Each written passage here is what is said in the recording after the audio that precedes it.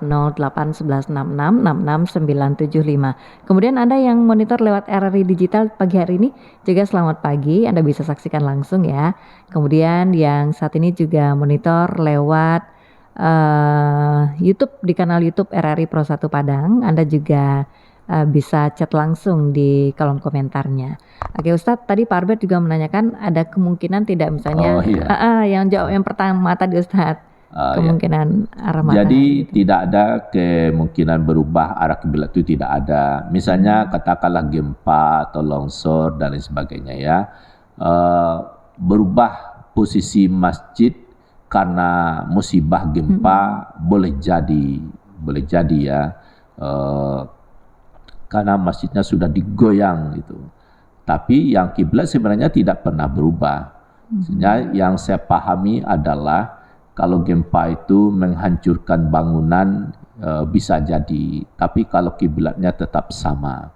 Nah tentu boleh juga ini suatu bangunan karena gempa begitu tinggi, apakah posisinya tingkat kemiringnya berubah, tentu ada pula lah ilmunya ya untuk memastikan. Tapi dengan tanggal 27 Mei besok dan tanggal 28 boleh lagi dicoba, karena masjid yang sudah betul dari awal, katakanlah Masjid Limo Kaum Batu Sangkar itu 300 tahun yang lalu dibangun. Kalau di Padang ini mungkin ya masuk zaman Belanda lah ya, komplek PGAI ya di samping kita RRI ini, Masjid Darul Ulum, karena sudah betul dari awal ya sampai sekarang tetap saja dia betul tuh. Saya sudah cek beberapa tahun yang lalu. Nurul Iman karena sudah betul dari awal sampai sekarang dia betul. Jadi kalau masjidnya memang salah ya sudah sekian lama, karena salah dari awal tetap saja dia salah sampai sekarang. Jadi kemungkinan bergeser itu tidak ada, karena Allah sudah beri jaminan melalui ayat tadi itu bahwa Ka'bah adalah di Mekah. Di Mekah itu lintang dan bujurnya sudah jelas, dan ya Ka'bah itu dia tidak kemana-mana, dia tetap di Mekah sana. Begitu pula Pulau Sumatera ini dia tidak kemana-mana, Pulau Kalimantan tidak kemana-mana. Boleh saja ada pergeseran gerakan lempeng bumi, tapi untuk permukaan daratan itu tidak sampai mengubah arah kiblat. Ada sedikit ilustrasi Bu Rita. Silakan Ustaz. Misalnya perempuan hamil itu gerakan dalam rahimnya berulang kali karena janin makin lama makin besar, bahkan menimbulkan sakit bagi si ibu yang sedang hamil tersebut.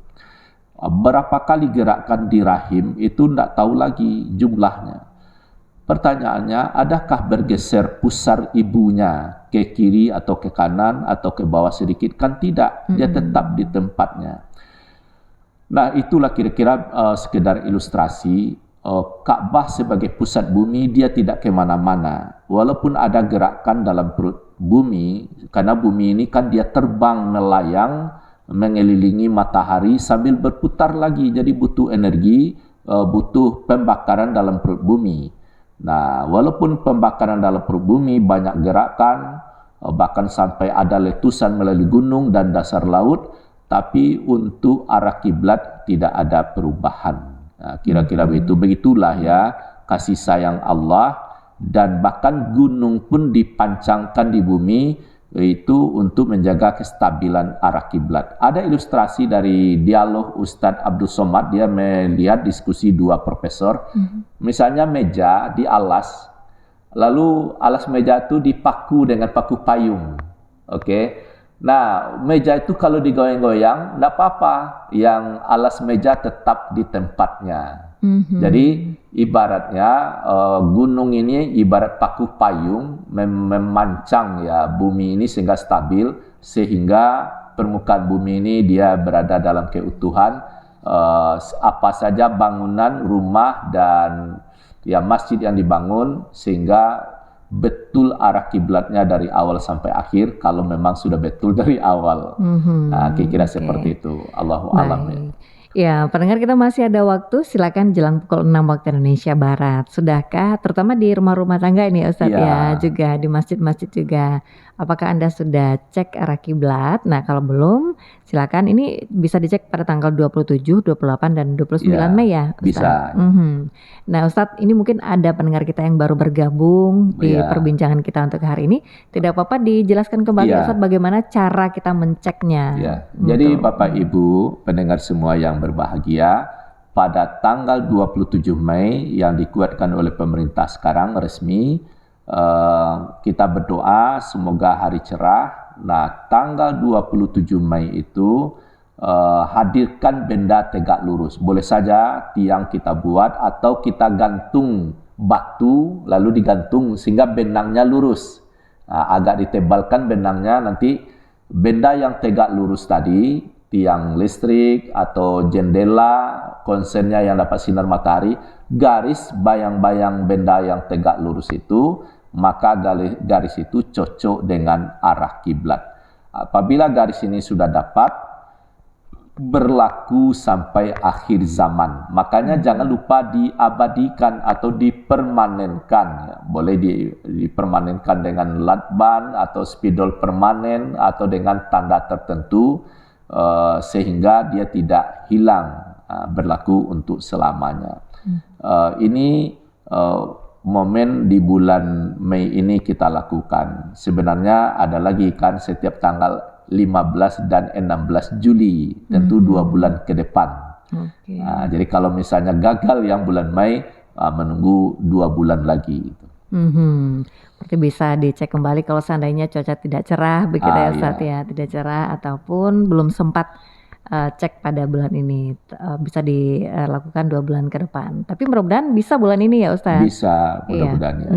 Karena ini kan sudah tanggal 19, jadi beberapa hari lagi. Oh iya, sudah tanggal 19 sekarang ya. 19 Mei, jadi bisa melakukan cek arah kiblat. Tapi ini Ustadz, seandainya kita pergi ke satu tempat begitu ya, kita tidak tahu nih Ustadz, misalnya kita di hutan atau di mana begitu ya Ustadz, di daerah-daerah yang belum kita pahami.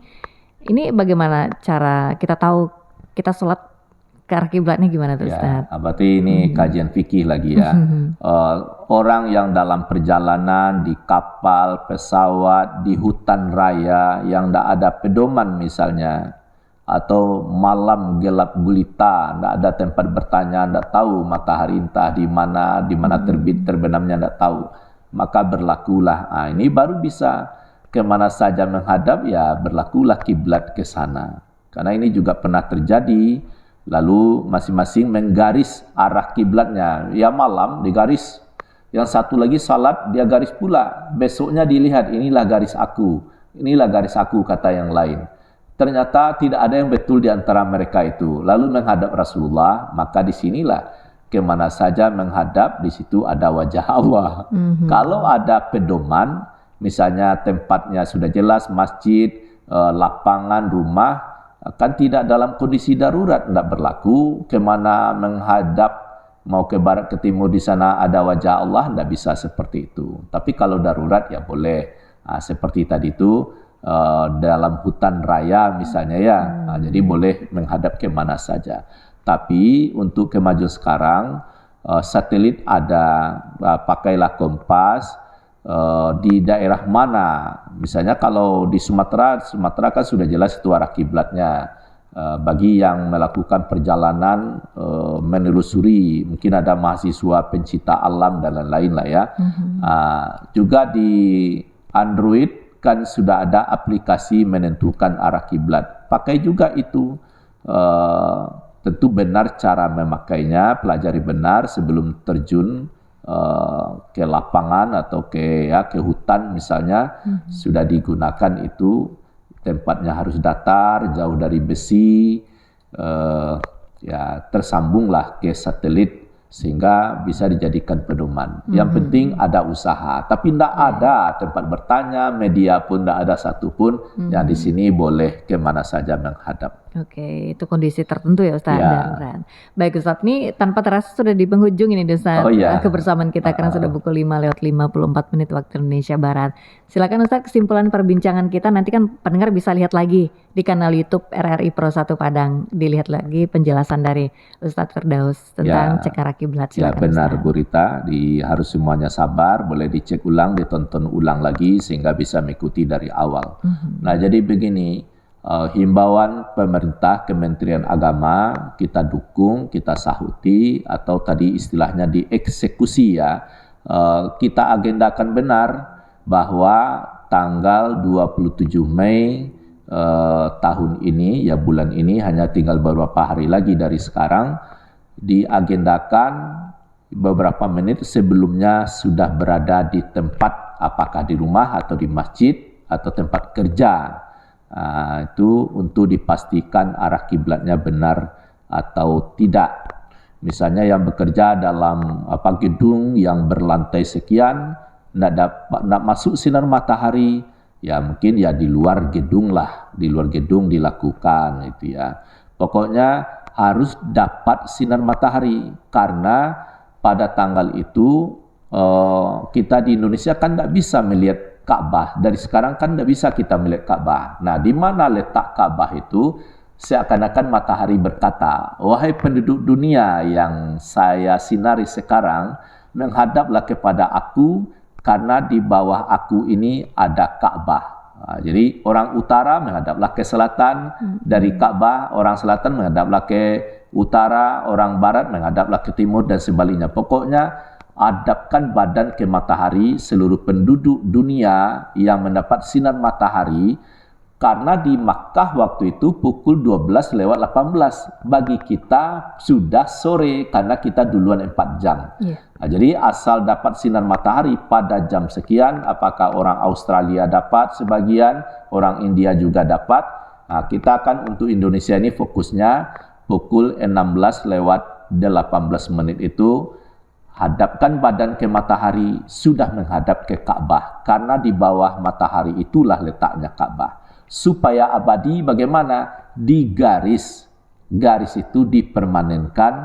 Kalau garis itu dapat di halaman, untuk memindahkan garis, memperkirakan dari halaman ke dalam rumah kan tidak sulit, mudah. Oh ya, itu ya garis di halaman, nanti dipindahkan ke dalam rumah. Tapi kalau rumah yang dapat sinar matahari melalui pintu atau jendela, ini ya bagus sekali, sehingga diabadikan karena sudah masuk ke dalam rumah garis itu. Saya kira itu Bu Rita, moga-moga ya dengan berkah rahmat Allah banyak yang lakukan ini. Kalau sudah betul arah kiblat, moga-moga salatnya sah, diterima, dan doa lebih makbul, terjauh juga musibah dari negeri kita. Amin ya rabbal alamin. Ustadz, terima kasih banyak sudah menambah ilmu pagi hari ini Ustadz. Mudah-mudahan banyak yang cek arah kiblat kembali, sehingga benar ini ibadah yang kita lakukan. Ustadz, selamat beraktivitas kembali Ustadz. Assalamualaikum warahmatullahi wabarakatuh. Waalaikumsalam warahmatullahi wabarakatuh. Ya, pendengar dimanapun Anda berada, demikian perbincangan kita bersama narasumber kita, Ustadz Firdaus MHI. Beliau merupakan dosen ilmu falak Universitas Muhammadiyah Sumatera Barat, yang juga merupakan anggota Badan Hisab Ruqyat Sumatera Barat dan anggota Komisi Fatwa Majelis Ulama Indonesia Sumatera Barat. Tadi kita berbincang tentang mengeksekusi himbauan pemerintah cek arah kiblat tanggal 27, 28, dan 29 Mei 2024. Silakan Anda bisa saksikan kembali penjelasan dari narasumber kita di kanal YouTube RRI Pro 1 Padang. Pendengar, terima kasih yang sudah bergabung tadi, Ajo Uniang, kemudian Pak Arbet, serta pendengar yang mendengarkan perbincangan Mutiara pagi hari ini. Kita akan jelang pukul 6 waktu Indonesia Barat. Saatnya saya nanti akan sampaikan warta berita daerah. Assalamualaikum warahmatullahi wabarakatuh.